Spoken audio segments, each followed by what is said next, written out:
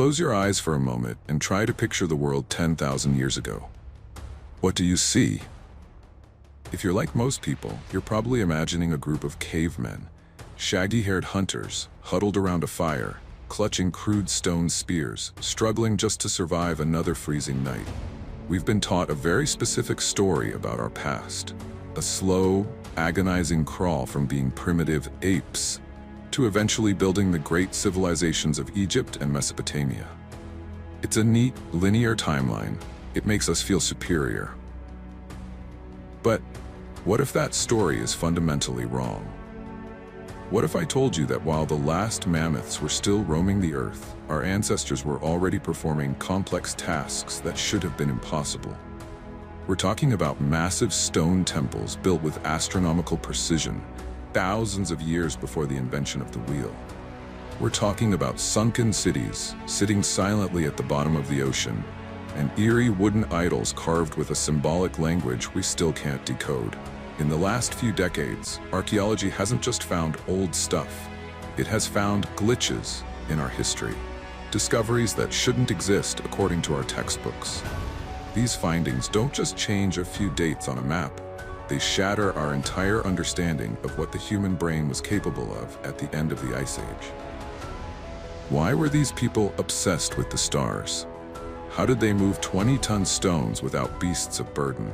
And why did they suddenly decide to bury their most magnificent creations deep underground, as if they wanted them to stay hidden for eternity? Today, we are stripping away the myths of primitive man. We are going on a journey across the globe, from the dusty hills of Turkey to the freezing swamps of Russia and the depths of the Mediterranean Sea.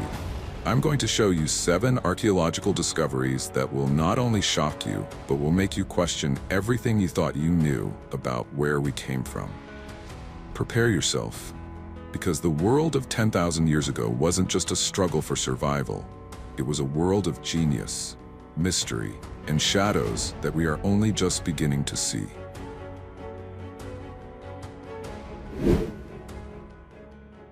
Our first stop takes us to the dusty rolling hills of southeastern Turkey, to a place the locals call Potbelly Hill, or in Turkish, Göbekli Tepe. For decades, this was just another mound. Shepherds would graze their flocks here, occasionally tripping over a limestone slab sticking out of the dirt, thinking it was nothing more than an old medieval grave. But in 1994, a German archaeologist named Klaus Schmidt arrived. He looked at those flint tools scattered on the surface and realized something the rest of the world had missed. This wasn't a graveyard. This was a mountain of secrets. And as he began to dig, he didn't just find ruins, he found a glitch in human history. Imagine standing in a pit, looking up at massive T-shaped limestone pillars. Some of them are nearly 20 feet tall. Some weigh as much as 20 tons. That's the weight of 3 African elephants. Now, here is the part that should make your skin crawl. These pillars were carved, transported, and erected over 11,500 years ago. Let's put that into perspective. This site is 7,000 years older than the Great Pyramid of Giza. It is 6,000 years older than Stonehenge. When Göbekli Tepe was being built, the last mammoths were still walking the earth. Most of the world was still trapped in the tail end of the Ice Age. But it's not just the age that's shocking, it's the artistry. These aren't just rough-hewn rocks, they are masterpieces. Carved into the stone are high-relief sculptures of lions, scorpions, vultures, and foxes. The craftsmanship is so precise, so deliberate, that it looks like it was made by a civilization at its peak, not by primitive people who hadn't even invented the wheel yet. Think about that for a second. No wheels, no metal tools. No domesticated animals to pull the heavy loads, just human muscle, stone hammers, and an obsession that drove hundreds of people to work together for generations. For over a century, the standard model of history told us a very simple story. It said, first, humans invented farming. Then, because they had extra food, they stayed in one place and built villages. Then, they built cities, and finally, once they were organized, they built temples and developed religion. It's a logical progression, right? Stomach first, soul later. Göbekli Tepe flipped that entire timeline on its head. There is no sign of a city here. No houses, No kitchens, no trash pits, no nearby water source. This wasn't a place where people lived, it was a place where they gathered. This discovery forced archaeologists to accept a radical new truth. The temple came before the city. It was the urge to worship, the need to connect with the divine or the ancestors, that forced our ancestors to organize. To feed the hundreds of workers needed to move these 20-ton stones, they had to find a more reliable food source than just hunting. And so they began to domesticate wild wheat. Religion didn't come after agriculture. Religion was the spark that invented agriculture. But the mysteries don't stop there. As Klaus Schmidt and his team dug deeper, they found something even more unsettling. Around 8000 BCE, after being used for over 1,000 years, Göbekli Tepe wasn't just abandoned. It wasn't destroyed by an enemy or leveled by an earthquake. It was buried, deliberately, carefully, by hand. The people who built it spent years hauling hundreds of tons of dirt and rubble to cover up their masterpiece, turning the world's first temple into an artificial hill. Why? Were they protecting it? Were they killing the temple once its purpose was served? Or were they trying to hide something from the future? We've only excavated about 5% of the site. Ground-penetrating radar shows there are at least 20 more of these stone circles still sleeping under the earth. We are looking at a complex so vast, so ancient, and so sophisticated that it makes everything we thought we knew about the Stone Age look like a fairy tale. Göbekli Tepe is a ghost that haunts our history books. It's a reminder that 10,000 years ago, our ancestors weren't just struggling to survive. They were staring at the stars, carving their myths into stone, and building monuments that were designed to outlast time itself.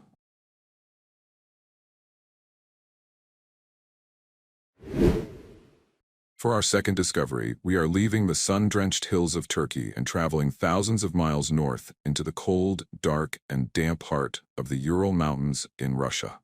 Picture this.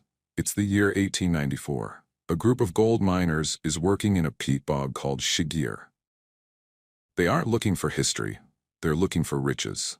But as they dig through the thick, oxygen-free mud, their shovels hit something hard. Something that isn't gold. They reach into the black muck and pull out a massive, terrifying wooden face staring back at them. They had just discovered what we now call the Shigir idol. At first glance, it looks like something out of a nightmare or a modern art gallery. It's a towering plank of larch wood, originally over 17 feet tall. That's about the height of a two-story building. Its face is flat, with deep-set eyes and a wide-open mouth, as if it's been caught in a silent scream for eternity. Its body is covered in mysterious geometric patterns, zigzags, lines, and chevrons. For over a century, scientists didn't know what to make of it. They looked at the wood and thought, maybe it's 2,000 years old? Maybe 3,000? After all, wood is supposed to rot. It's organic. It's fragile. In the world of archaeology, wood is a vanishing history. Usually, only stone survives. But the peat bog is a miracle. Because there was no oxygen in that swamp, the bacteria that eat wood couldn't survive. The bog acted like a time capsule, freezing this wooden ghost in time. In 2014, a team of German and Russian scientists decided to end the debate. They took tiny samples from the core of the idol and used ultra-precise carbon dating. When the results came back, the scientific world went into shock. The Shigir idol isn't 2,000 years old. It's 11,500 years old. Let that sink in. This wooden statue is more than twice as old as the Egyptian pyramids. It was carved at the exact same time as Göbekli Tepe. While the people in Turkey were carving stone, the people in the frozen north were carving wood. But who were these people? We used to think that the hunter-gatherers of the Ural Mountains were simple, nomadic tribes, just trying to find their next meal. We assumed they didn't have the time or the brain power for complex art or religion. The Shigir idol proves we were dead wrong. Look closer at the carvings. It's not just one face. As researchers analyze the patterns, they realize there are actually 8 faces hidden within the geometric lines of its body. Some are at the front, some at the back, stacked on top of each other. It's a totem pole of spirits. And then there are the tools. Scientists used high-resolution microscopes to look at the marks on the wood. They discovered that the artists didn't use metal, they used beaver teeth. They sharpened the lower jaws of beavers to create fine chisels that could carve into the hard larch wood. Can you imagine the patience? The skill? This wasn't a hobby. This was a dedicated professional work of spiritual engineering. But what does it say? This is the most frustrating and fascinating part. Many archaeologists believe the geometric patterns are a form of coded language. They aren't just decorations. The lines, the triangles, the zigzags, they represent information. Maybe they represent a map of the world, or a hierarchy of gods, or the boundary between the world of the living and the world of the dead. We are looking at a 10,000-year-old book made of wood that we no longer know how to read. The Shigir idol is a shock because it reminds us of everything we've lost. For every stone temple like Göbekli Tepe that survived, there were likely thousands of wooden masterpieces that rotted away into nothingness. Our ancestors' world was likely filled with color, wood carvings, and complex symbolism that the earth has simply swallowed up. This idol is a lone survivor. It's a messenger from a lost civilization that was just as intellectually and spiritually complex as our own. It stands there with its mouth open, trying to tell us a story from 11,500 years ago. And we are only just beginning to listen. For our third discovery, we need to hold our breath and dive. We are heading to the eastern Mediterranean, just a few hundred meters off the coast of Israel, near a place called Atlit. The year was 1984. Marine archaeologist Ehud Galili was surveying the seabed after a heavy storm had shifted the sands. He wasn't looking for a lost civilization, he was looking for shipwrecks. But as the murky water cleared, he saw something that shouldn't be there. Not a ship, but a wall. Then a house, and then a perfect circle of standing stones. He had stumbled upon Atlit-Yam, a sprawling 10,000-year-old village that had been swallowed by the sea. Now, when we hear underwater city, we often think of the myth of Atlantis. But Atlit-Yam is real. It's a massive site covering nearly 10 acres, and because it was submerged so quickly and covered by layers of sand, it is one of the best preserved prehistoric settlements ever found. It's like a Neolithic Pompeii, but instead of ash, it was preserved by salt and silt. As you swim through the site, you can see stone foundations for houses, paved courtyards, and even storage pits. But the most haunting part? The ritual stone circle.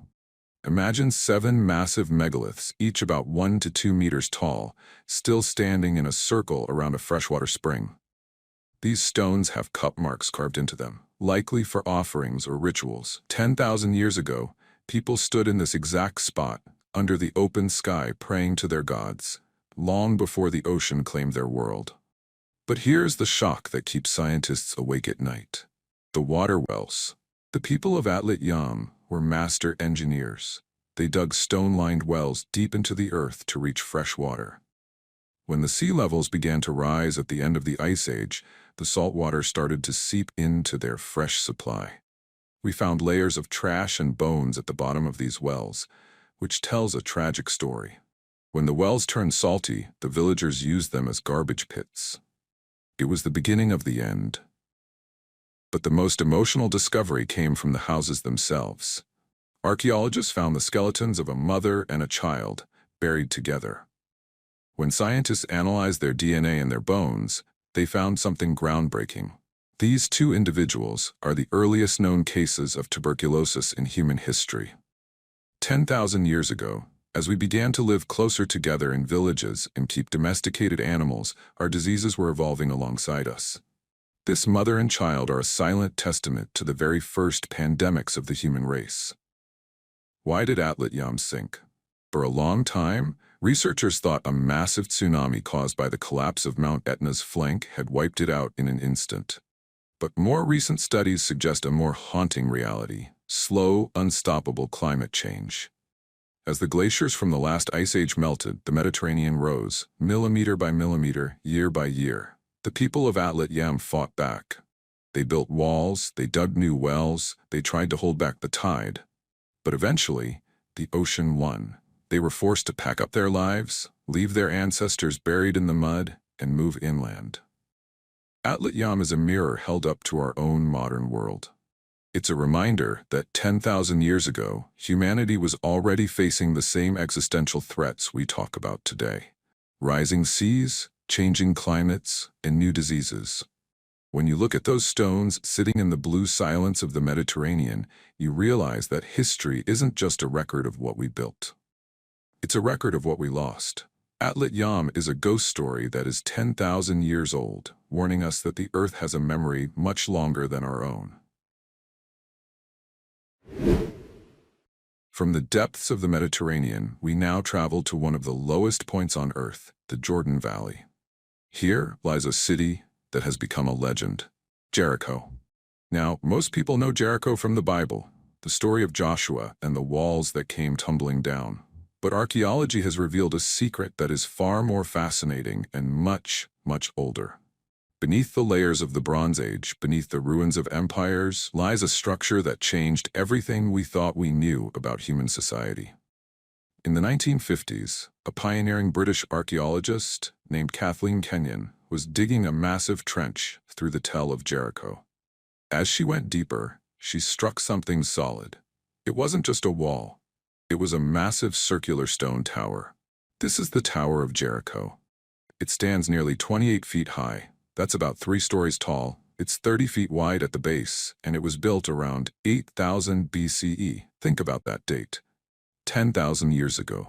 At this time, the rest of the world was mostly living in temporary huts made of wood and animal skins. But here, in the desert heat, people were building with massive, heavy stones. This was the world's first skyscraper. But it's not just a pile of rocks.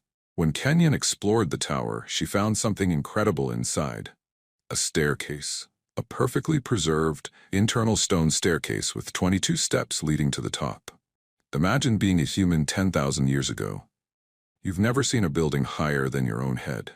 And suddenly you enter this cool, dark stone tower, and you begin to climb. Step by step, you rise above the earth. This was the first time in human history that we created a way to literally ascend towards the heavens. But why? Why spend all that effort? Researchers estimate it took over 11,000 man-days of labor to build this tower. In a world where every calorie mattered, where you had to hunt and gather just to survive, why waste so much energy on a tower? For a long time, archaeologists thought it was for defense, a lookout tower to spot enemies. Others thought it was a flood barrier against the Jordan River. But then, researchers from Tel Aviv University noticed something strange. They used computers to map the shadows of the nearby mountains 10,000 years ago. They discovered that on the summer solstice, the longest day of the year, the shadow of the largest mountain in the area hits the tower exactly at sunset. Then the shadow covers the entire village of Jericho, leaving the tower as the very last thing illuminated by the sun. This tower wasn't just a wall. It was a giant cosmic clock. It was an astronomical instrument designed to track the movements of the sun. It tells us that 10,000 years ago, people weren't just thinking about their next meal. They were obsessed with time. They were obsessed with the stars. But there is a darker side to this discovery. A tower like this doesn't build itself. You need a leader. You need someone to design it, someone to command the workers, and someone to punish those who don't work. The Tower of Jericho represents the birth of social hierarchy. It is the first evidence of a society where some people had more power than others. It is the moment we stopped being a group of equals and started becoming a society of leaders and followers. And who were these leaders? In the shadow of the tower, archaeologists found something chilling. Human skulls, plastered with clay and decorated with seashells in the eyes to make them look alive. These were ancestors, kept in the houses, watching the living. The Tower of Jericho is a shock because it shows that civilization, with all its brilliance and all its inequality, didn't start 5,000 years ago in Egypt. It started 10,000 years ago in a small desert oasis. It was the moment we decided to reach for the sky, to control time, and to dominate each other. It is the foundation of the modern world, built one stone step at a time. We leave the heat of the Middle East and head north to the mist-shrouded wetlands of North Yorkshire, England. The year is 1948. An amateur archaeologist named Flixton is walking through a boggy field called Carr. At this time, 11,000 years ago, Britain wasn't an island yet. It was still connected to mainland Europe by a vast, low-lying plain called Doggerland. The environment was cold, damp, and filled with dense birch forests. But as archaeologists began to dig into the waterlogged soil of Carr, they pulled out something that looked like it belonged in a modern-day horror movie. They found 24 headdresses, made from the skulls of red deer. Take a good look at these. They aren't just bones. These are the upper parts of a deer's skull, with the antlers still attached. But they had been carefully modified. 2 holes were bored through the back of the skull so that strings could be threaded through. The jagged edges of the bone were smoothed down, and the inside of the skull was hollowed out. Why? Because these weren't trophies. They were masks. They were designed to be worn by a human being. For decades, the standard explanation was hunting camouflage. People thought, okay, they wore these to sneak up on deer in the tall grass. And sure, that makes sense, but modern science has thrown a wrench into that simple theory. When researchers at the University of York analyzed the wear and tear on these masks, they found something fascinating. These headdresses were worn for long periods. They were comfortable, they were balanced, and most importantly, they were often painted with red ochre. Imagine the scene 11,000 years ago. It's the dead of night. The only light comes from a flickering bonfire. Around the fire, figures begin to dance. But they aren't quite human anymore. With the massive antlers swaying above their heads and their faces partially hidden by the bone, they have become something else. They have become the stagmen. This is the shock of Carr. It gives us a window into the Paleolithic mind. For these people, the line between human and animal didn't really exist. They didn't think of themselves as superior to the deer. They saw the deer as a different kind of person.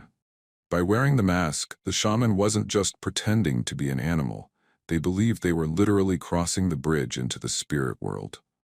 They were taking on the power, the speed, and the soul of the beast. But Carr reveals more than just rituals. It shows us a world of incredible craftsmanship. Remember the beaver teeth from the Shigir idol? We found them here too. The people of Carr used beaver-toothed chisels to scrape and shape these masks. They were master carpenters of bone and antler. And then there's the tragedy of Carr. This entire culture lived on Doggerland, a world that no longer exists. As the Ice Age ended and the sea levels rose, the same rise that swallowed Atlit-Yam, the land began to vanish. These people were the witnesses to the drowning of their world. Perhaps that's why the masks were so important. In a world that was literally disappearing beneath their feet, they turned to the spirits. They used these headdresses to ask the gods of the forest and the animals for protection against the rising tide. When you look into the empty eye sockets of a Carr mask, you aren't just looking at an old bone. You are looking at the birth of theater, religion, and costume. You are looking at the moment humanity decided that reality wasn't enough, that we needed to put on a mask and become something more than just ourselves. It is a haunting reminder that even 11,000 years ago, we were a species of actors and dreamers, dancing in the dark against the end of the world. We've seen temples in Turkey and masks in England, but now we're crossing the ocean to the high desert of Nevada, USA. This is a place of scorching heat, cracked earth, and hidden caves that have remained undisturbed for millennia. The year was 1940. A husband and wife archaeology team, Sydney and Georgia Wheeler, were exploring a site called Spirit Cave. Inside, they found something that looked remarkably ordinary at first. 2 bodies wrapped in woven mats. Because the preservation was so good, you could still see the hair on their heads and the skin on their faces. The Wheelers assumed these people had died maybe 1,500 or 2,000 years ago.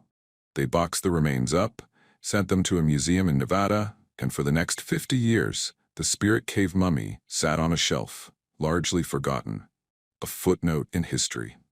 But in the 1990s, the world of archaeology was hit by a massive technological wave. Advanced carbon dating. Scientists decided to take a tiny sample of the woven matting surrounding the mummy. When the results came back, the museum staff thought there must be a mistake. The Spirit Cave mummy wasn't 2,000 years old. He was 9,400 years old. Think about what was happening 9,400 years ago. This man was living in North America, while the people of Jericho were building their tower, and the people of Göbekli Tepe were carving their pillars. He is one of the oldest mummies ever found in the world, much older than the famous mummies of Egypt. But the real shock wasn't just his age, it was his identity. For decades, a heated debate raged in the scientific community. Based on the shape of his skull, some researchers claimed he didn't look like modern Native Americans. They suggested he belonged to a lost group of travelers from Europe or East Asia. This sparked a massive legal battle with the fallen Paiute Shoshone tribe, who claimed the mummy was their ancestor and demanded he be returned for a proper burial. The mystery was finally solved in 2018 by one of the world's leading geneticists, S.K. Willerslev. He managed to extract DNA from the mummy's skull. The results were definitive. The Spirit Cave man was directly related to modern Native Americans. He wasn't a stranger or an invader. He was a pioneer. But look at how he lived. This wasn't a primitive nomad wandering aimlessly.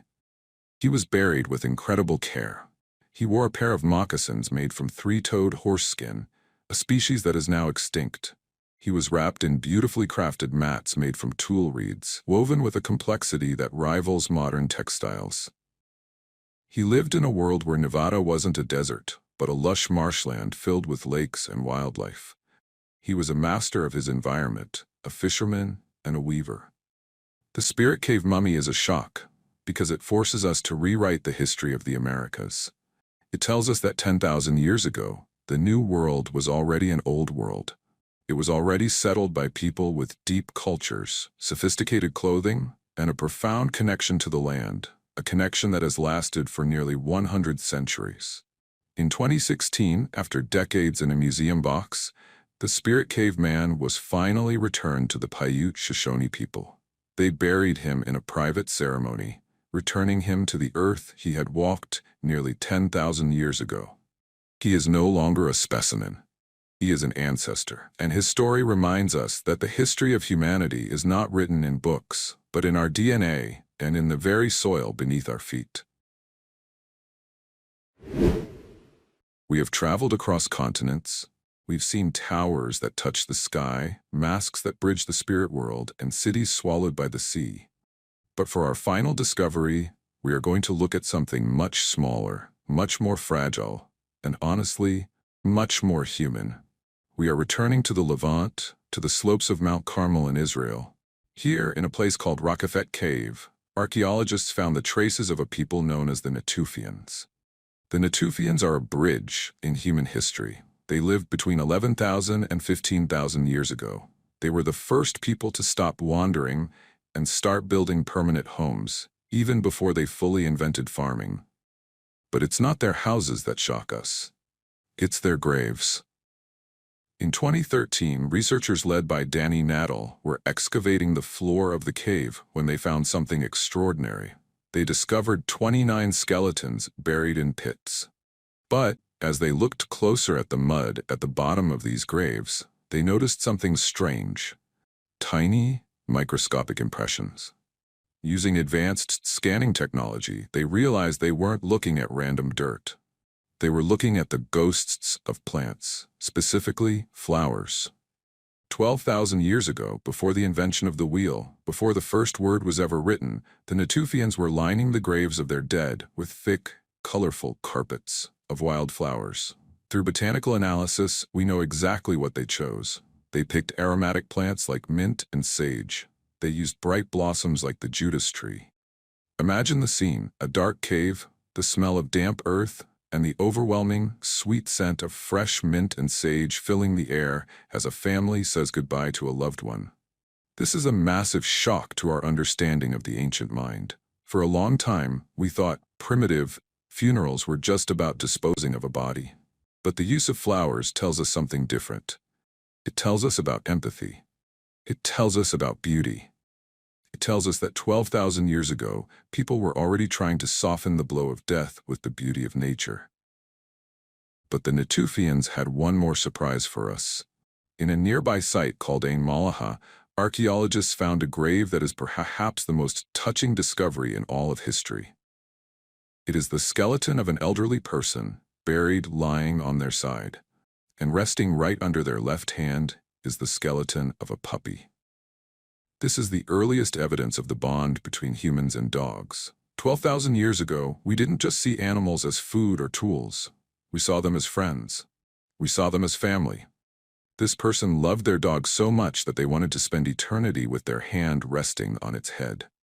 These discoveries in the caves of Israel are a reminder that while our technology has changed beyond recognition in 10,000 years, our hearts have stayed exactly the same. We have always felt the sting of loss. We have always reached for beauty in our darkest moments. And we have always looked for companionship in the creatures around us. So, what have these 7 discoveries taught us? They've taught us that the people of 10,000 years ago weren't just survivors. They were geniuses. They were astronomers at Jericho, architects at Göbekli Tepe, artists in the Urals, and engineers at Atlit-Yam. They were spiritual seekers in the forests of England and devoted ancestors in the caves of Nevada. We often think of history as a straight line of progress, as if we are the smartest humans to ever live. But these discoveries prove that the human spark, that drive to create, to worship, to love, and to remember, has been burning brightly for over 100 centuries. We aren't better than our ancestors. We are just standing on their shoulders. The next time you see a flower at a funeral, or a skyscraper in a city, or a dog sleeping at someone's feet, remember that you are participating in a tradition that is 10,000 years old. The past isn't a different world. It's our world. We just had to dig a little deeper to find it. Thank you for watching. If these discoveries shocked you as much as they did us, don't forget to hit the like button and subscribe. The more we dig, the more we find. And the story of humanity is far from over.